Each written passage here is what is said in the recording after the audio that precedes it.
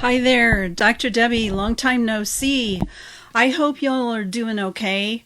I know that this has just drug on such a long time, this quarantine, and I really, everybody and his brother, it seems like, is doing things online, trying to encourage people, and I want to encourage you as well. I've been doing a lot more stuff on YouTube lately and far less on my Facebook page.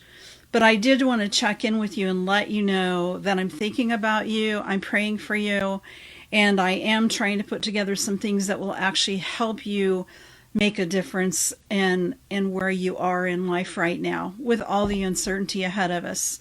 You know, if you've got a mate that you can fight this battle with instead of fighting against one another, you've got a huge leg up. There's just like so much more that you can do and be confident in as we move forward into, reopening small businesses and all of those things. You know, it's not going to go smoothly. Nothing ever goes smoothly. You know, it wasn't too awful long ago, maybe 4 or 5 months ago, when I had a problem with my credit card, and I was trying to do a regular business expense that I do online, and it normally just went through like clockwork, and for some reason it wouldn't work anymore. So I gave the bank a call, and they told me, so, well, come in, we'll give you a temporary number. You have to come in person. We'll give you a temporary number, and then we'll just send you a new card.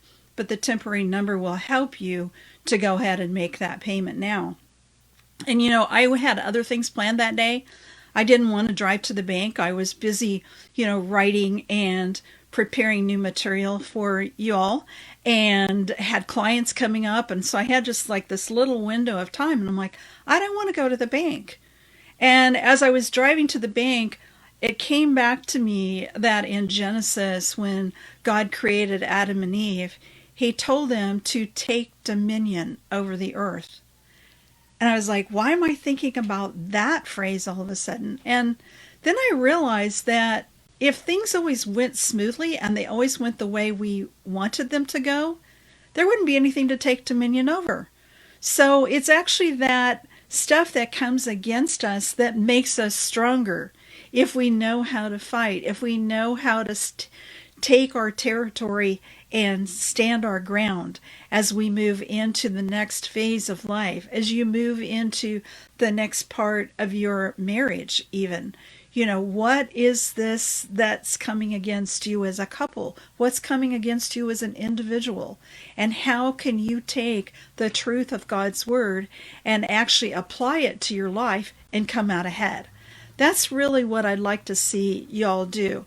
So please be careful when you're, browsing through social media or looking at the news. Don't let the fear sink into you. Instead, stand up against the fear. Be united. Be on the winning team, if you will. The Lord always wants to bring good out of anything that seems bad at the time. All you have to do is read the Old Testament and some of the beautiful stories, like the story of Joseph. He was destined to be a leader, and yet, his brothers hated him, and they threw him into a pit and then sold him as a slave. If you want to read that story, you can look it up, Joseph in the Bible. It's an amazing story. And, he did end up being second in command in Egypt and was able to save his whole family because he had access to all those resources. So here was something that someone meant for harm. They wanted to get rid of that brother.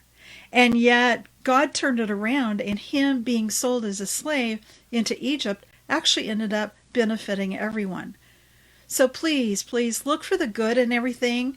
And if someone is telling you news, they're telling you the truth about what's happening on this day, going on. There, I mixed those phrases all up, didn't I? But if they're telling you stuff that's bringing fear, listen again for the message of hope. And if they're not also giving you a message of hope, doesn't matter who they are, it's probably not a good idea to spend too much time listening to what they have to say. So please, let's encourage one another. Let's build one another up.